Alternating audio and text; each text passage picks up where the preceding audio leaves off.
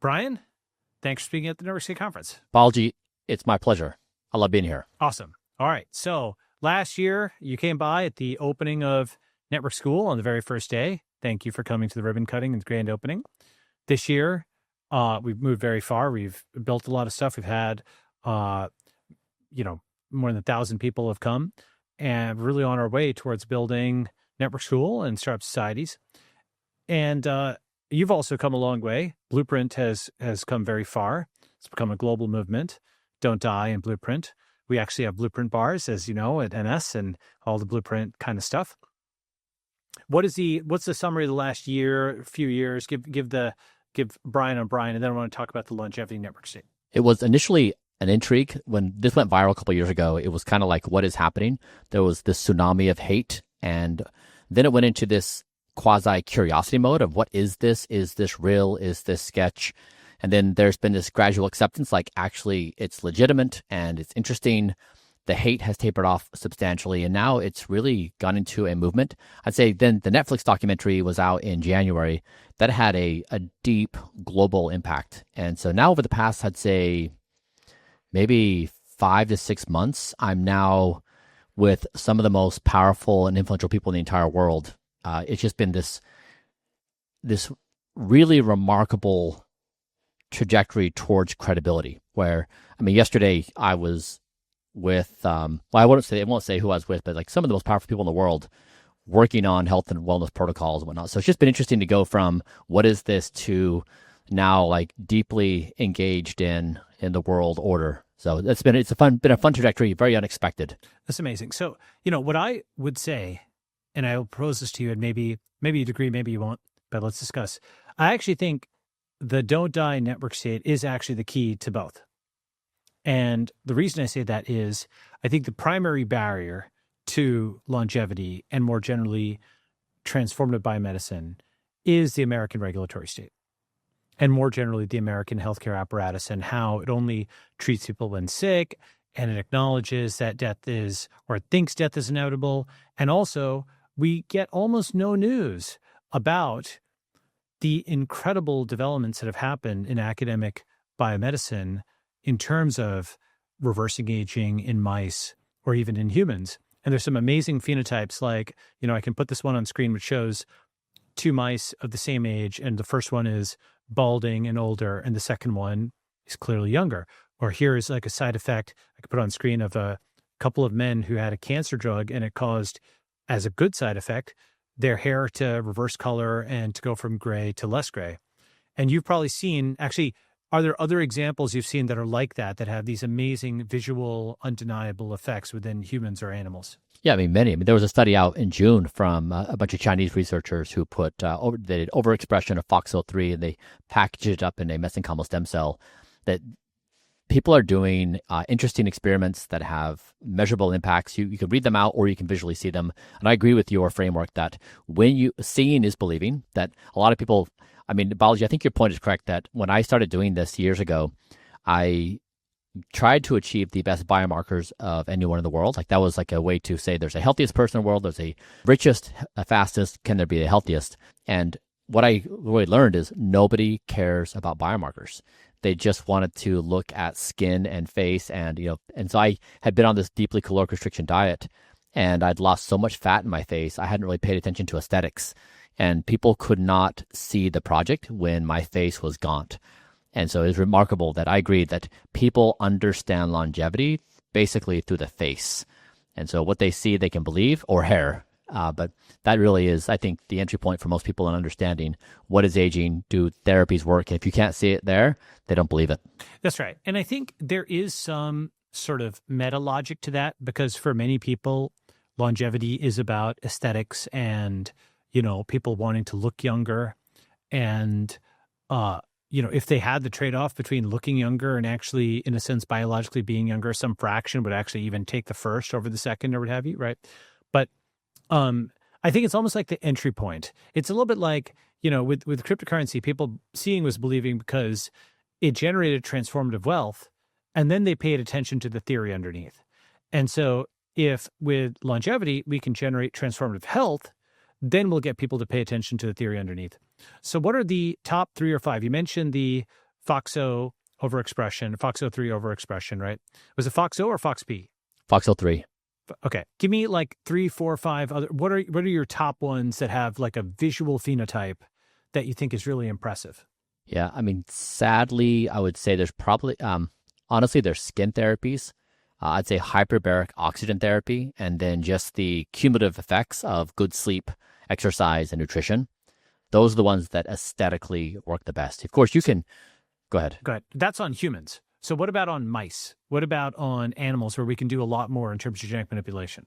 Yeah, I mean, on mice, I guess I've seen enough of these studies where it seems like you can generate really compelling effects on mice in many different ways. And this is seen with caloric restriction, it's seen with rapamycin, it's seen with metformin. So in some regards, the bar is lower on mice visual outcomes because there's a lot of them. With humans, I think it's much harder. Interesting. So why do you think that is? Do you think that the effect is there in humans, but it's not as visible? Or do you think it doesn't translate from mus musculus to Homo sapiens? Yeah, it's a good question. It reminds me of anyone who's selling a skin cream basically shows the same 4, 8, 12-week transformation of a light wrinkle line to a smooth wrinkle line or something like that. It's kind of the same with my studies. If you see enough of these, you kind of like have a general pattern of like roughly what you show in the mice, whether it's a biopsy or whether it's hair growth or something like that. So I mean, I guess I do. There is credibility to it, but I also take it with a bit of a grain of salt. There's translation issues from mice to humans. But yeah, really, I mean, I think mice are compelling. Humans ultimately respond most strongly to other human faces. Interesting. Yeah. So, I mean, some of the large effect size things that have been done in mice, obviously there's the GFP mouse, where you can make a mouse glow in the dark by taking green fluorescent protein. You can, you have like a myostatin null mouse, where you can make them like incredibly muscular. And there's various treatments that can do that. There are all kinds of knockout mice and genetically altered mice that do, crazy things. And my view is it should be possible. There's also like the Doogie mouse. I don't know if you know this by Zhou Shen, more than 20 years ago, where they made the mice smarter and they seem to be able to run mazes faster, right? So my view is that we are finally, after more than 80 years, exiting the FDA era where the focus was on minimizing side effect size, and finally re-entering the era of large effect size drugs that may actually have more side effects, but also have larger effects, like Ozempic, which you don't need to, I mean, of course, they needed to do studies to determine whether Ozempic worked, but people don't need to see whether Ozempic works. Like, they don't need to like squint and be like, did it work or not? It's just such a visible effect that it's like caffeine. Does it wake you up? You can take it and it's like N of 1, it works, right? So all the GLP-1s, that's the new era. We're back to the era of the wonder drugs, potentially. So why don't we have Ozempic for cognition? Why don't we have Ozempic for longevity? Ozempic for muscle mass? We should. We will. We could. Maybe, right? If we take all of these things that we think work in humans or like mice or human adjacent mammals, or perhaps, like, for example, Alzheimer's drugs have a neuroprotective effect, but they also have a neuroenhancing effect, many of them, right? Like drug repurposing. And so my thought is, A, we have all of these interventions on this side, which have these amazing visual phenotypes. And then B, we have all these jurisdictions on this side. And so what I want to do is offer $1 million longevity prize for the people who take these visual interventions and carry it all the way through to actually have them legal in these jurisdictions. And when I say legal and functional, they should have a paper, at least on archive, that documents everything, all data open source, open state. And they should have a law there that allows them to do it. Ideally, there's some government official who's even welcoming it in the area. And there's 190 countries, and a lot of them are doing interesting things in crypto, and now they can do interesting things in bio. Let me know your thoughts. I agree with you entirely. The thing that will get people most excited is when they see visual effects, by far. And when you do a comparison and contrast to when we talk about machine intelligence, we talk about orders of magnitude, of scaling, of efficiency. When you talk about human effects, you're saying 10%, 15%, 20%. It's such a disparity between the capabilities we have in improving our machines and intelligence and what we can do with human lifespan, health span, ability. And so the question is, and I think what you're getting at the heart of it is, what is the system to create larger effect sizes? Yes. And so we see, for example, like with the GLP-1s, that is potentially the first mainstream longevity drug, where now it's characterized well enough where you're seeing cognition benefits, you're seeing all sorts of benefits out. In addition to weight loss. And most people, I am microdosing that now myself, even though I have no need to lose weight. I can basically try to achieve a dose where I can achieve some of the health benefits. But that has very compelling. It's a very compelling offering. It's a very simple drug, and so I think you're right. Is if we can train people's attention to jurisdictions where you can actually move this thing forward, because it's very, very hard to innovate in the United States. It's burdensome. It's complicated. And of course, it's not without reason, right? Like they are trying to make things safe, but just over time, the bureaucracy owns the situation. And it just becomes a paralysis state. So it's the same situation we have with China, where China is racing forward on energy and AI and a bunch of other things. And the U.S. is having a difficult time because we have this large regulatory state that slows things down. So I think it's on point. Awesome. So, I might, I want to discuss whether they make people safe or not. But let's say we do $1 million longevity prize. And let's say we get it to work. Will you come with me and talk to the people there and maybe try it out if it's real? Yes, absolutely. We are looking for safe, efficacious therapies that have large effect sizes. And it's really limiting right now in the field. Amazing. And the thing is, type 1, meaning just testing safety, is actually very inexpensive. It's type 2, which is testing, quote, efficacy, that's much more expensive. And just determining whether something is safe, you could have a totally different drug regime that just tested for safety. And there's a lot of things you can do, by the way, with like potentially patient-derived organoids, where you've got like a proxy for the human that you're testing the drug on beforehand. You could do much more with pharmacogenomics, PharmGKB and various kinds of resources. If everybody had a genome sequence, you could at least see whether, for example, your warfarin dose is dependent on VQRC1 and CYP2A9. And so you could see what your dose was before taking the drug.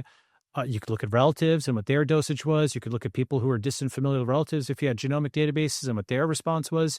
So much we can do with technology in terms of just quickly checking whether something is safe, and then willing buyer, willing seller, right? Like a minimal necessary regulation, right?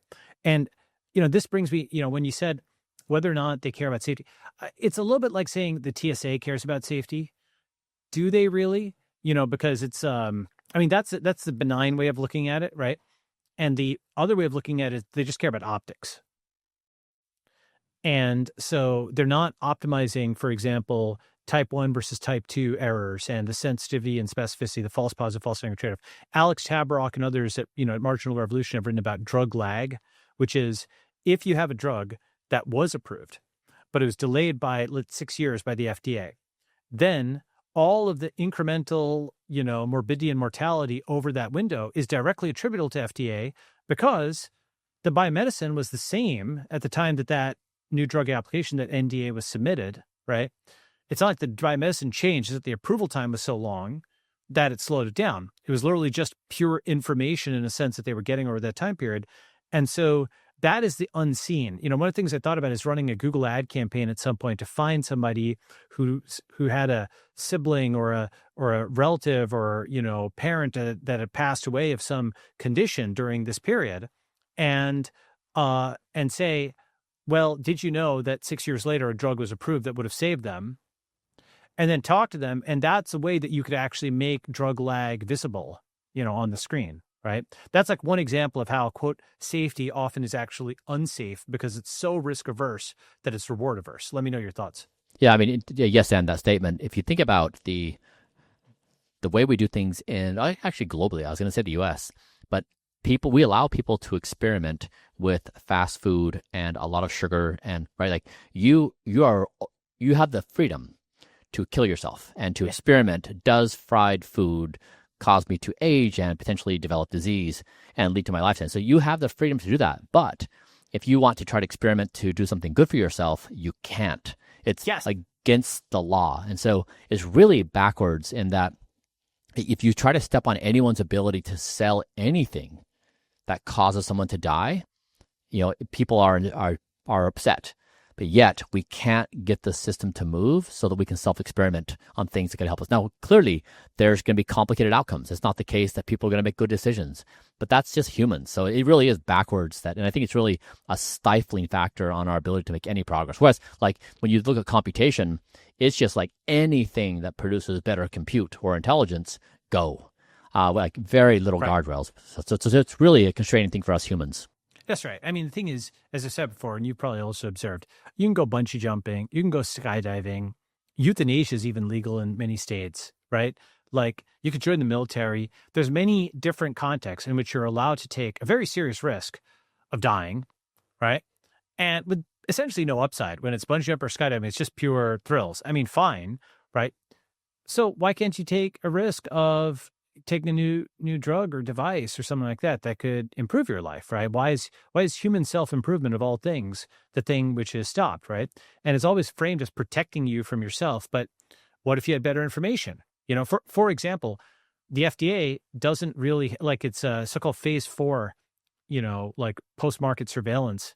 It doesn't include real-time reviews from hundreds of countries or hundreds of jurisdictions, whereas even like Reddit reviews do. The upvotes on Reddit or whatever are drawn from around the world. So you can crowdsource all of this data from around the world because biology remains the same. And that kind of, because it's locked at the level of the state rather than the level of the network, like an Uber rider, they're rating, it's sourcing information from New York City. I mean, they take a ride in London and so on and so forth. But drug responses aren't. For people of similar biology around the world, they're not centrally pulled together, and they could be.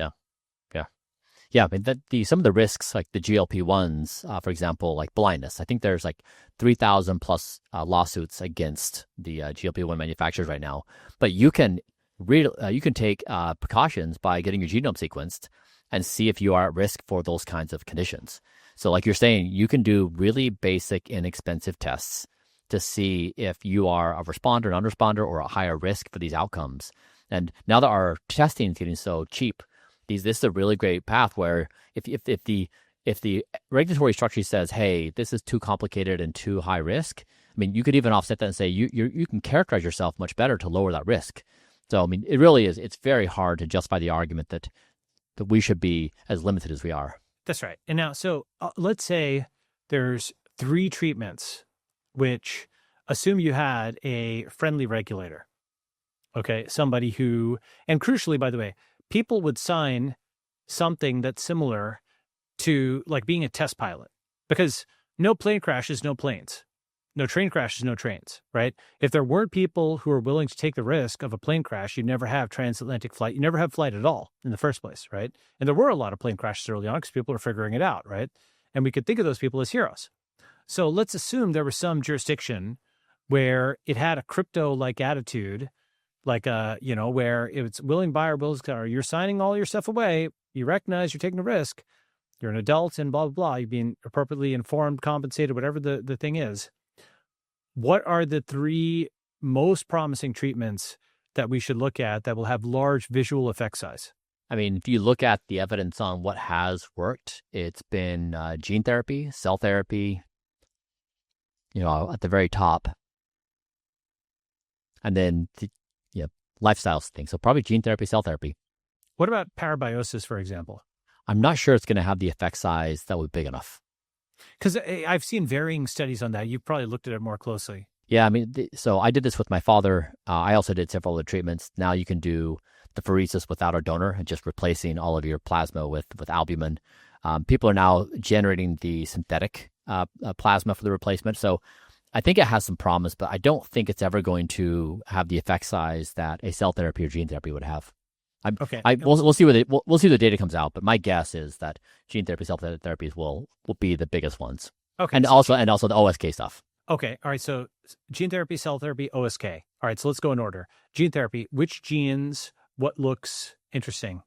I mean, the ones that people have been playing with, like telomerase or Clotho, FOXO3, follistatin. I mean, those are the ones that mostly have been top of charts, but people are working on several others. I mean, now that it's really a fascinating field where it is emergent in that we're looking at much more underappreciated genes than we have been before. Yeah, there's just like probably like endless. And it's just the case we haven't been able to characterize these things very well to line them up and say, I mean, like, for example, when you look at what the New Limit, so Brian Armstrong and Blake Byers stood up New Limit. When you look at what they've done with the transcription factors, like basically saying like what changes things inside the body, they turned it into a computational problem. Whereas before, when you're screening, like what are the combinations, it's a very hard problem because the combinatorial set is so large. And so now that they took a tech approach to a biological problem, and they made for transcription factor binding sites. Exactly, and they've made so much progress in making it a computational problem versus what people were doing before, a much slower academic style approach. So I think. I think some combination can work. The problem is that what you do in silico, and to be clear, I like New Limit and it's great, but some complement of those, because the in silico approach will also have often false positives and false negatives. It depends on how specific that transcription factor binding site kind of thing is. But I think there's definitely promise to combining both. Go ahead. Yeah, I'm imagining that it's probably just an intuition building process that even if there is some false positives and you have some degree of accuracy where you can't entirely get there, still it's just this like how do you take this insanely large problem, make it somewhat approachable, and have a more sophisticated like iteration speed. So I think if you look at their progress over the past couple of years, that's what I think is probably the potential for gene therapy.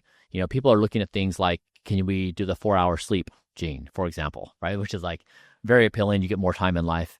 So I think there's a pretty long list of things people start trying to knock off. So let's go through. So let's just talk about that for a second. For less sleep, right? Less fat, or less weight. Okay. Like Ozempic, but gene therapy Ozempic. More muscle, right? Maybe faster healing, perhaps, for a lot of things. That's helpful. Perhaps like reversing graying of hair. I mean, I actually think it looks a little distinguished, but that's fine. Right? A lot of the skin stuff like wrinkles and so on and so forth. What are the other upgrades that you think are interesting? Go ahead. Cognition, right? Intelligence. Cognition, of course. Right. Yeah. And actually, that could take several forms because there's like spatial rotation, there's musical ability, right? Also, I think sight, hearing. Yeah. Yeah. I mean, I recently discovered, over the past couple of years, I've got mild to moderate hearing loss from listening to music too loud as a kid and also shooting guns. And that leads to dementia. You're a gun guy? I would never have thought that, honestly. Yeah. I mean, we grew up with guns. Like, it was like an omnipresent thing in our lives. Like, everyone had guns. And we were out shooting them all the time. But yeah, so I discovered this. I didn't realize I had any deficiencies until I got the test. And so now I'm going to get a hearing aid because there's evidence that it can lead to dementia. I'm guessing most Americans, most people in the world probably have hearing loss. Our modern day world was not built for our ears. Like concerts, like 120 decibels. Yeah. Damage starts happening over about 90. So we have way too many loud noises, ambulances, etc. So, but yeah, hearing gene therapy. We've been wanting to find a gene therapy because I would love to be able to fix my hearing. There's a few groups who've tried it, who've been playing around, but there's nothing even close. So that's why I'm saying this is so promising is if we actually can figure out how to efficiently do gene therapies and do them in a state that allows rapid iteration, and we can try these things and we can pass some safety threshold, then I think it really could be this this new era of how we think about ourselves entirely. That's right. Because I think gene therapy, what's interesting about it is it blurs the difference between, biochemistry and genetics are very closely related, as you know, because you'll have a compound and then there's like some small molecule and it will trigger, like a protein will bind to it, and that protein will then bind to the genome and unlock mRNA that'll do other things. So biochemistry and genetics are tightly related. And one of the things I've observed is that many of these things, people are fine with solving them at the biochemical level. Like, for example, caffeine does make you smarter, right?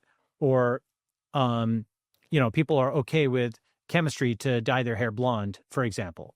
They're like, oh my God, you can't solve it at the genetic level. Or actually another example is they're okay with solving at the surgical level. So for example, height, it's okay to take HGH, which is a biochemical solution.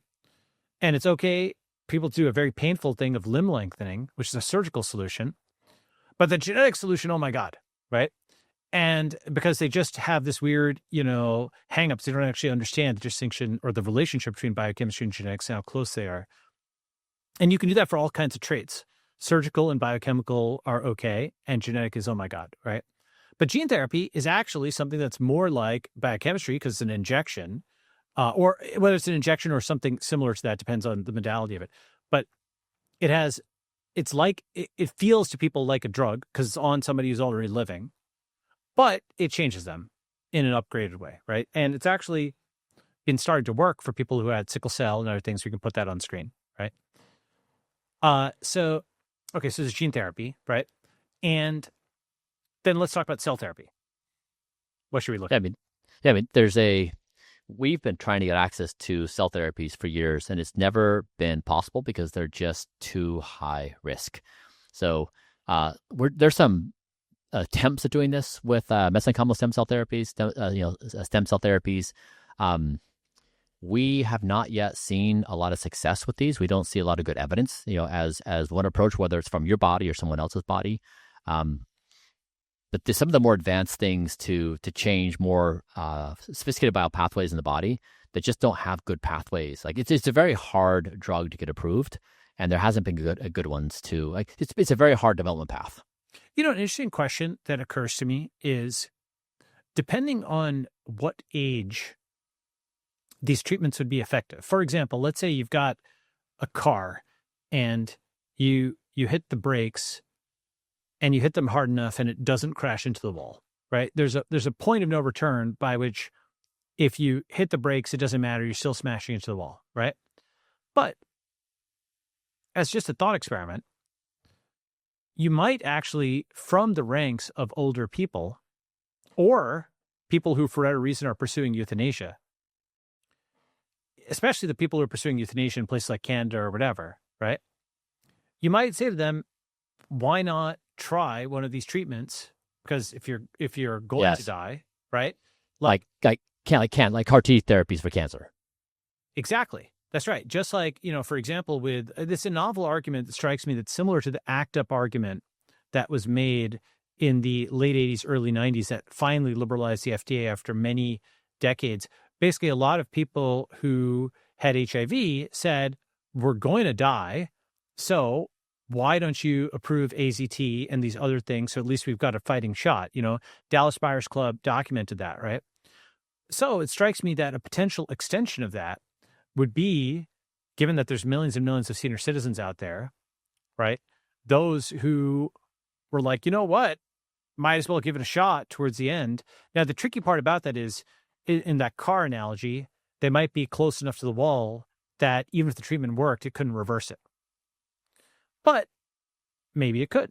I don't know. It's a case-by-case kind of thing to figure out. Maybe it's a powerful enough thing that just rewinds it. One of the things, I know you know this, but that's always struck me and many others who have written about this is a relatively older couple can have a child that is a newborn that, clearly there's something regenerative in our bodies that can birth again, right?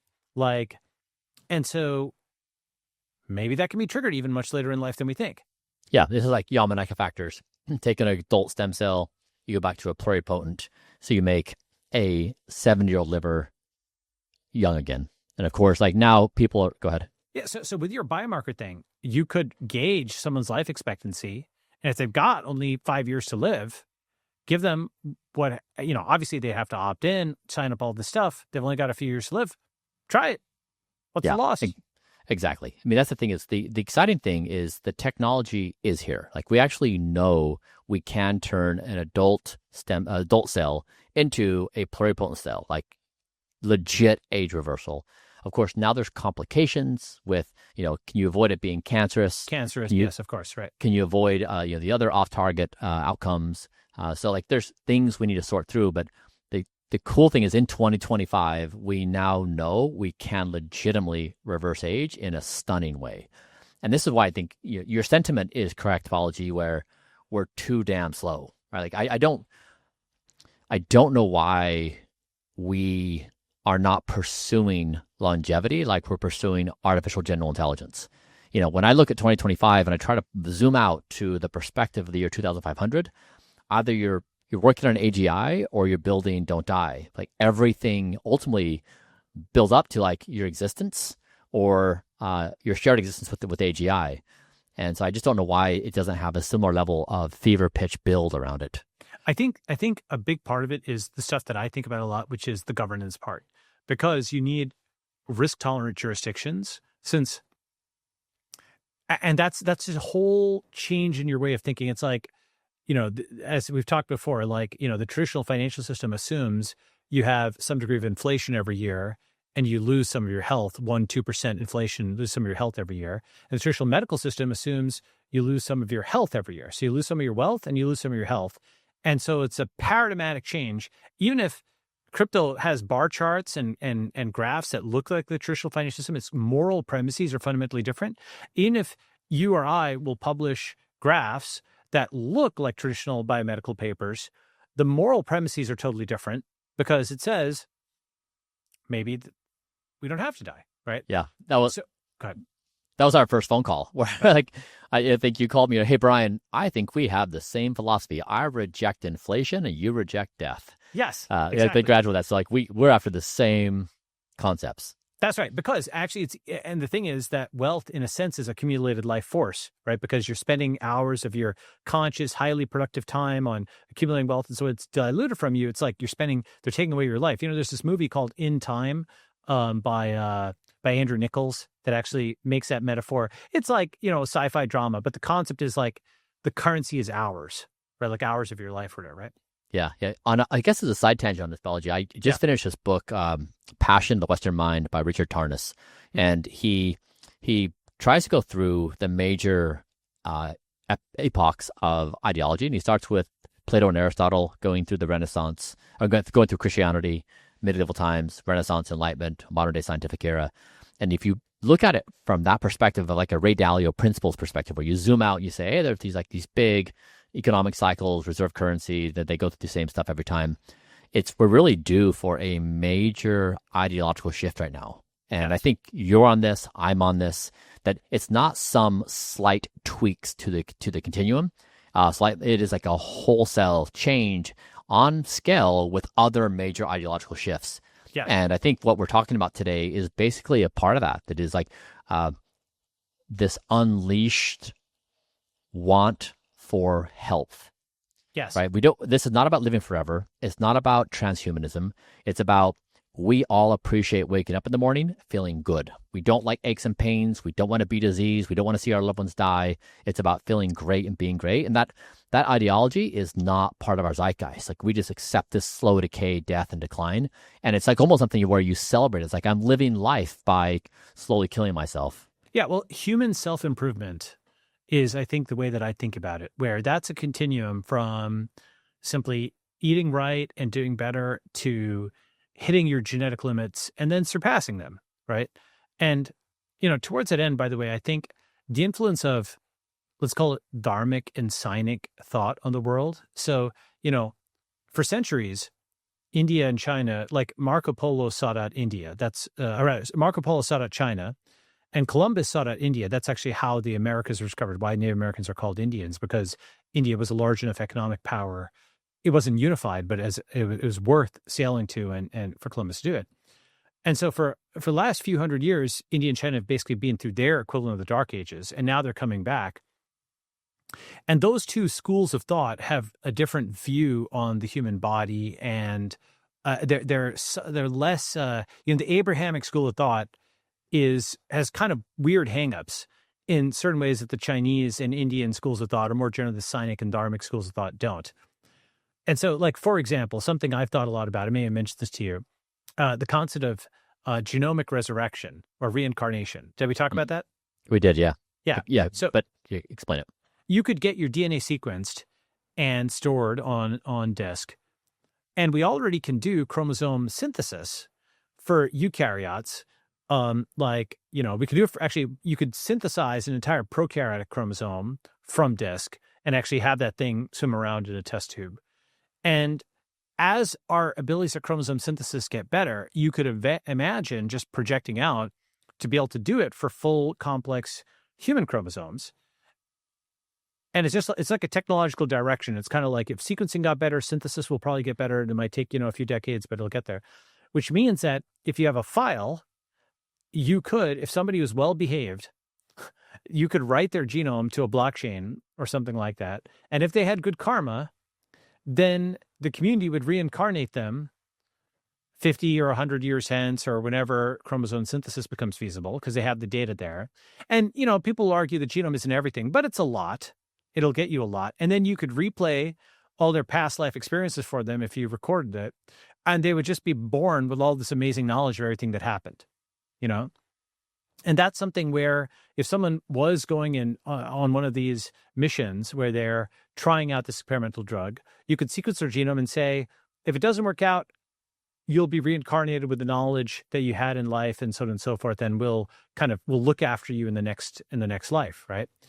And so that's like a dharmic inspired way of thinking about it. And then the psionic inspiration, among other things, is just extreme pragmatism in just experimenting with things. This is actually, the Western mindset used to also be like this Banting and Best. Do you know that story? I don't. So Banting and Best, this is an important story for you, like if I get the dates right, I think 1921, they started experimentation on insulin supplementation because they had a hypothesis it could treat diabetes. And they tested it on first like dogs, then, and it worked. And then they treated, they tried self-experimentation and they went for patient volunteers. And those patients just like stood up in bed like this. It was like the canonical bench to bedside concept, like a bubbling beaker, was brought there. And they iterated on formulation and so on. And I think, right now it's so hard to go from like pill to oral to an injection to a patch. That's a whole process. Whereas in some ways it's kind of like going from web to a mobile client to like a command line client. It's kind of the same drug, but in different formats or whatever. So they just did all of that. It wasn't case control studies. It was just iteration, quick iteration and seeing it. And it was a large, and by 1923, they had Eli Lilly doing scale production of insulin for the entire North American continent, and they'd won the Nobel Prize. And so that was a time when pharma moved at the speed of software, where you went from idea to execution and via iteration in like 2 years. And one of the issues I think a lot about is there's no case control studies on case control studies. There's no regulatory science on the regulator themselves. Why don't we have a jurisdiction where you can just iterate your way to something where crucially, by the way, the patients aren't simply patients, are participants in their own health. They're not like a row in a table, like a very 20th century study like Framingham or something like that. That's just like a row in a table, right? Whereas if it's a human being there and they've got a mobile app and they can send you back what their experience of the treatment is and they're an active participant in their own health, it's a totally different paradigm. It's bidirectional. And the very simplest version of that is adaptive clinical trials, which show you can like converge on an endpoint faster if, you're not simply doing like a really dumb open loop, trial, right? Where you're not, you're basically taking information from the trial as it's going to adjust things. So very shortly, but in adaptive clinical trials. But I think you can do much better than that. No software is designed with case control studies.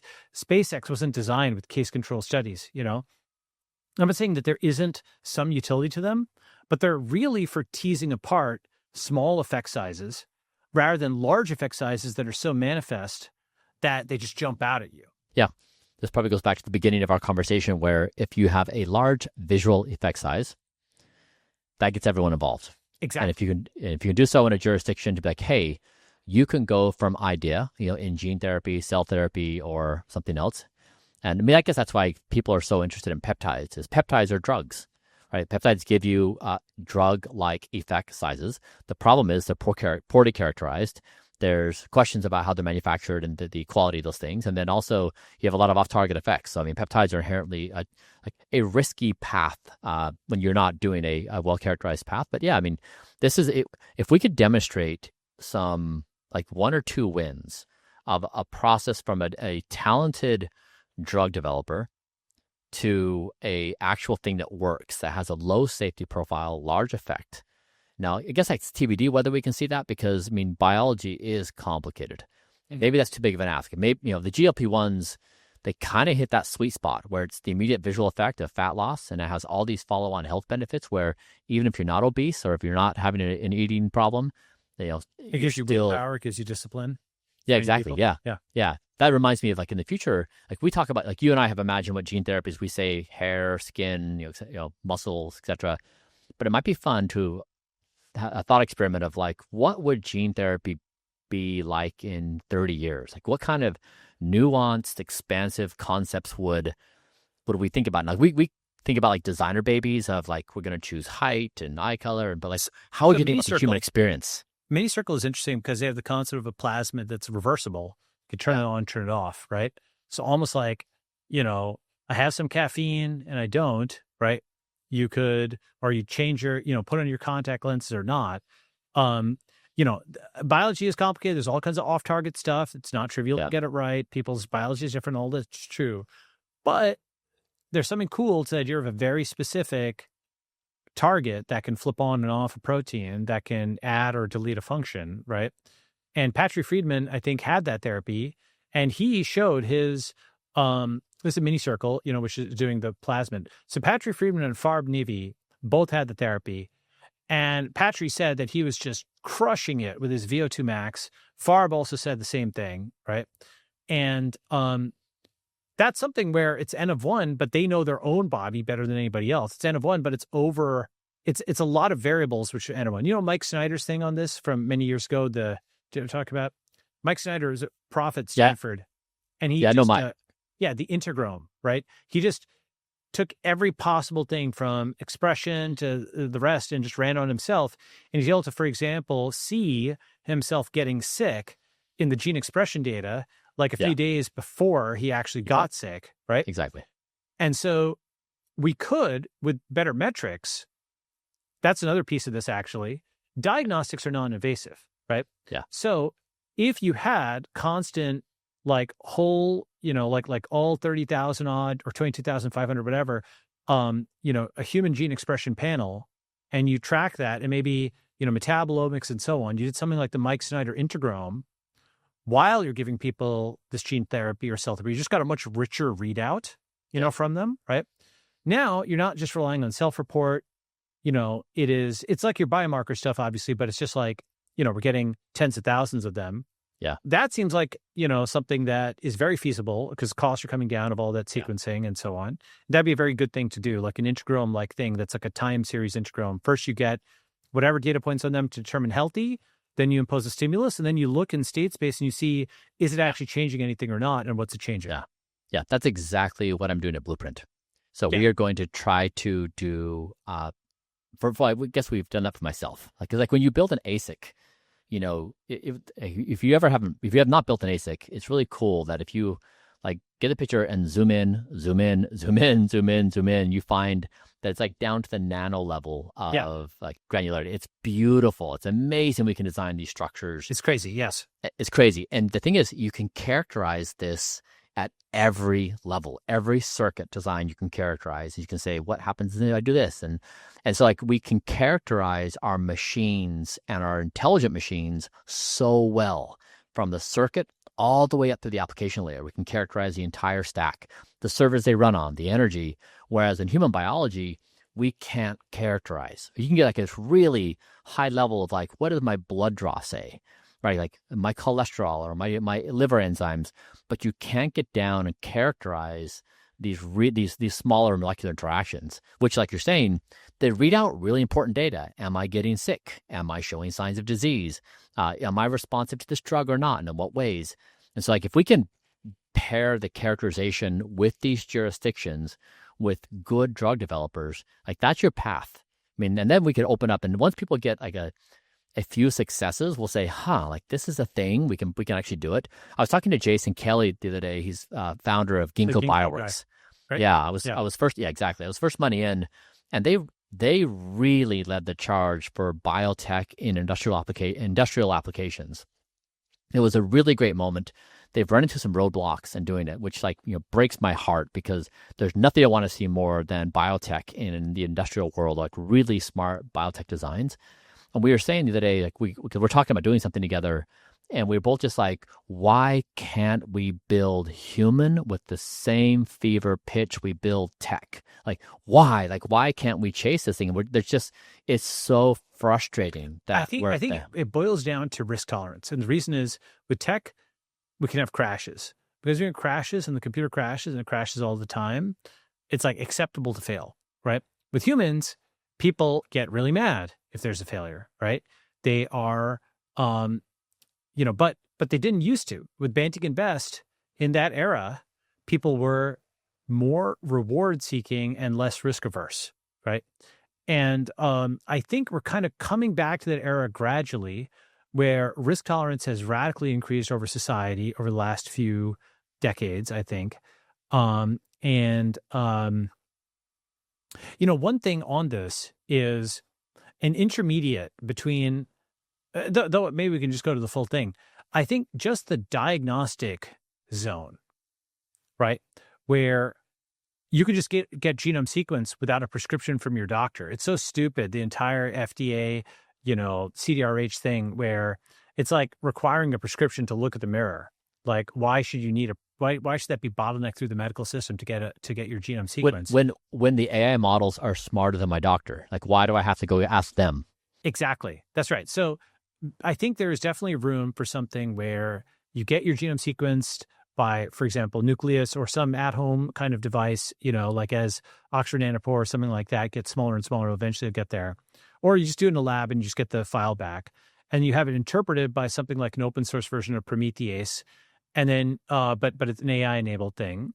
And it's all done locally. And so I've got some companies that I'm looking at that do some combination of these things. But, I think the second generation of truly personal genomics could be another big thing that we do. And maybe that's the intermediate step, that then people have enough data and enough time series on themselves that then that opens up. Basically, the reason that's interesting is now you're not flying blind.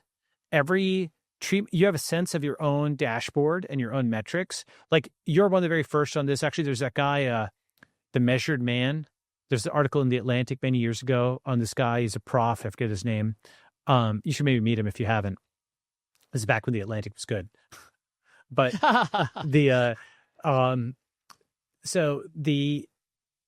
this guy also was measuring all kinds of time points on himself, and he found he was like an early quantified self kind of person, right?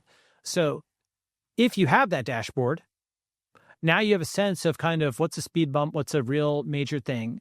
And then you're kind of better able to process what an intervention is doing. Is it messing you up? Is it just moving these genes? That kind of thing, like these expression levels, et cetera. Do you actually, in all your biomarker stuff, have you done gene expression time series on yourself? By the way, his name is Larry Smarr. That's him. Yeah, that's the guy. I've never met him. When was this done? Do you know him? I don't know him. I just know him from I think Larry Smarr, Mike Snyder, and you should do, if you want, we should all do a podcast together or something. Cause but that's a good idea. Those two people are very aligned with our way of thinking. Yeah. So he's a founder of the National Center for Supercomputing Applications at NASA, born in 1948. So he's so he's 80 or something now. Maybe I'm not sure what health he's in, but him and Mike Snyder are both pioneers in this space. Mike Snyder with the integrome, Larry Smarr, right? And I think it's worth, I bet, by the way, if you put that into AI is very good at expanding suggestion lists. So if you put both of those there and say, who else is like that, you'll come up, but maybe others will come up too. Yeah, he found early Crohn's disease in himself before he was clinically diagnosed. I mean, this is like, so I have kernel on my desk here. This is the brain interface I built. I measure my brain every day now. I'll show you. Yeah, so this is like characterization of the brain. Like, you can see the inside here, maybe. Yeah, so this is like, we spent 7 years building this technology. It's basically wearable fMRI using light. And this is the problem is we've never had the ability to characterize our brains. It's like, if you want a brain scan, you can do fMRI or you can do MRI. fMRI is a functional side, MRI is a structural side. But you have to go to a facility, sit in there in an environment that's claustrophobic. But now I can basically characterize my brain every day, looking at the functional networks. I have my intuition. By the way, does that need to be? Can you walk around with that, or is it have to be plugged into the wall? Yeah, it's stationary. It's stationary. A fun test would be, what does it look like when someone is just scrolling versus what does it look like when they're on the treadmill? Yes, exactly. And like, I didn't do this, but my colleague did. He drank alcohol for science, and he saw an immediate aging of his brain. I think it was 2 to 3 years the following day. It's been cool to just see basic correlations. What happens when you're sleep deprived? What happens when you exercise? What happens when you eat well? Like, but you can run all these experiments now, where I couldn't before. But this is like the characterization thing. Like the characterization thing is what we've been missing. Is people run to do therapies, and even when they do therapies, it's poorly characterized. It's very poorly characterized. Let alone before, like having some, like you're saying, some time series longitudinal data looking at these things, which is I've become the most characterized human in history. There's no human that is more characterized than myself. And so it's enabled us to find so many insights that we just haven't been able to find in the literature or through other observations through doctors. It's just like, it's all about measurement. And what is the cost per day of your characterization, by the way? Like what assays are you running? Honestly, it's not that expensive. These are like, blood draws, saliva, stool, mitochondria, fitness tests, imaging, methylation, proteomics. She's like, not honestly, probably, I'm guessing without thinking about this more robustly, but something like 50,000, 100,000 a year. Like, it's not that much. It's like 1,000 a day. And so if we could bring that down to $10 a day or even 1,000 a month. Yes, exactly. Right. Actually, it's less than 1,000 a day. If you're saying 100, if you're saying 100K a year, right, then it's somewhere between it's like 200, 300 a day, right? It's already not too bad for what it is, right? So, it's like, the $1,000 genome. Yeah. There's obviously, I've run a clinical lab. There's definitely returns on scale with the clinical lab for all kinds of stuff, with instrumentation to reagents to everything. So I've thought about a residential clinical lab where we just build it into network school. Yeah. And because it's a pain to go in, you want is a phlebotomist to come to you, right? You want mobile phlebotomy, you want saliva, you want, ideally, even in your apartment or something like that, you can just leave your toothbrush or something like that, and then it can just, you spit in a cup or something, and then there's various ways of probably streamlining, if not fully automating, certainly making it easier to get samples. I have a sensor in my toilet. Yeah, exactly. That kind of thing. Just that's right. Automatically. Yeah. Bill Gates was interested in this 20 years ago, and you could, like urine colorimetry and so on and so forth. There's a lot you can do with that, and you just have it there, and maybe, you just image it and so on and so forth. I think the Chinese could do a lot here because they can innovate on hardware, and there's something to be done here because they're building a lot of cities, so they could actually install these smart toilets. Some kind of Chinese-Japanese combination, because the Japanese also do a lot with toilets. I just watched that South Park episode where they got the Japanese toilet. Anyways, it's also the characterization thing is really cool because when I started Blueprint, I was trying to solve my own problem. Like, how do I actually find nutritious food that's third-party tested and low on toxins? And then friends and family are like, hey, can I have access? I'm like, sure, here you go. And it just like accidentally became a business. But the problem with that is, like, even though I'm trying to solve a real problem in life, people have such a negative connotation towards therapies, like towards things you actually, like, it's complicated. And a characterization is much more friendly, right? If you're helping someone measure themselves, there's much less blowback. And so I'm moving very hard in that direction where I'm going to help people characterize themselves. Not drugs and devices. Just characterize yourself like me. Like, let's just like get this baseline measurement. It's a much safer path to build, because then people, somehow they don't have suspicions like they do of me now. When I'm like, really, I'm like, I don't want to be doing this. Like there's so many, like, if I were to make money, there's like 1,000 other ways I want to do to make money. So anyways, So the thing is, actually, years ago, that's why, my first company was in diagnostics, because also diagnostics has a lot of advantages. First is it's half computer science, because after you do the assay, then you can analyze everything on the computer, right? And you can make all the dashboards and so on. So it's like at least half within our bailiwick. It can't hurt the person usually, so the risk is way, way, way lower. So you can move much faster. the worst thing you can do is you can give them a wrong result, but you can move close to the speed of computer science. And then, most interestingly, it means that the intervention is informed. So arguably, diagnostics creates the room for therapeutics. So perhaps we start with the quote, the universal longitudinal diagnostic network state first. Longitudinal network state, then longevity network state. Okay, cool. Balaji, I like this. So basically, we get a cohort of people together. We say, we are going to invest the capital to do high fidelity characterization. I love this. We don't know why, right? We don't know to what end. Standard integrum for 100 or 1,000 people. Yeah. Now, it may not be useful to be this characterized for 5 years, 10 years. Like, we don't know. But we want this longitudinal characterization so that when we find things to trial, we have this time series longitudinal data that we can, that gives us a better shot identifying what therapies are going to, what we will be responsive to, what we won't be, and then see the off-target effects. And so probably a much better way. Whereas right now, even when you look at the clinical trials, they are so poorly characterized. Absolutely. I read these one scalar variable on a very complicated human. I read these studies. I'm just like, this is not reliable data. Like, when you're telling me it does blank and blank and it has these side effects, sure, but nothing close to what I would think it'd be. So even as that's why the GLP-1s are a good one, because they have done good characterization, better than a non-characterized peptide. But that said, we don't know a lot, which is why all this stuff is coming out, like blindness and stuff like that. So we really, I guess this conversation has landed us on characterization as the key input, but then we need to go to these jurisdictions to figure out with that how we leverage fast track, safe, high effect size therapies, because we need we need a moment for longevity. We need something. Go.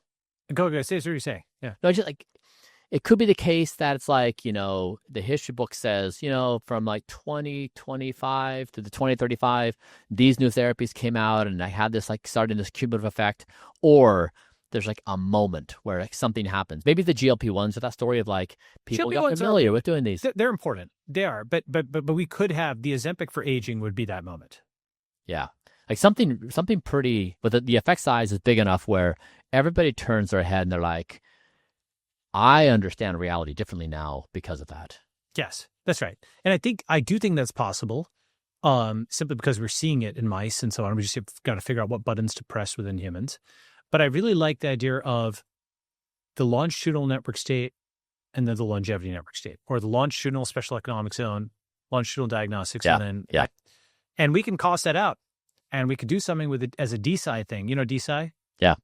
We could do it at a traditional raise, but it's just a very scoped thing, which is these N people for this period of time.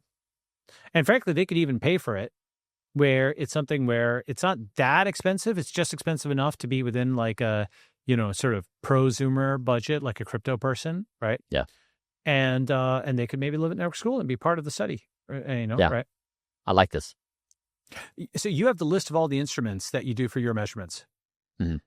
Do you have that in a public spreadsheet, or do you have that internally? I need to put it together. Yeah, basically, what would a high fidelity characterization look like? What tests would you need? What machines would you need? What labs would you need? Because some of the assays we want done are just not available, off the shelf labs. So even if we had some people who could spin up some nice, so it could accommodate some of the unique things we want to measure, that'd be great. Yeah, I think, and we do it in participation with NUS or somebody some sort of local university or hospital, and I think we could do something here. I think there's something very, very cool. So, if anything, it's a new model of it's a new model of healthcare, really. The key is, at Stanford, there was this concept called back when Stanford was good, residential education, and the idea was that the education didn't stop when it wasn't 1 hour in class, you were 23 hours outside of class. And so education happened in the dorm rooms and so it was immersive in that sense. So this is residential health. Yeah. I mean, this is kind of you and I have been spinning around this idea. I mean, since we first met, of how we bridge the worlds of ideology, health, governance, nation state, like what is this moment? And I like this as a path because it brings together the things people care about.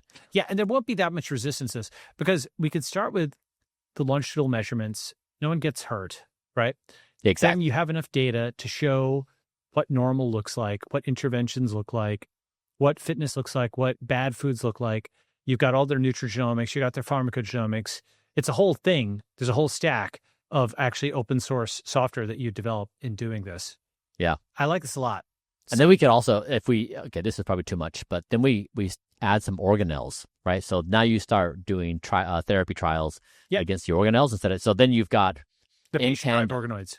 Exactly. Yeah. Exactly. So now you start doing the experimentation, high throughput experimentation on your organelles. Yep. And they're your proxies. Exactly. Yeah. That'd be badass. I mean, that'd be amazing if we actually set this up. All right. Yeah. Okay. All right. Good outcome. All right. So we got a plan for the longitudinal network state towards the longevity network state. Making progress. Okay. Well, thank you very much, Bryan. Thanks for having me. Really enjoyed this. Awesome. Talk soon. Okay. Bye.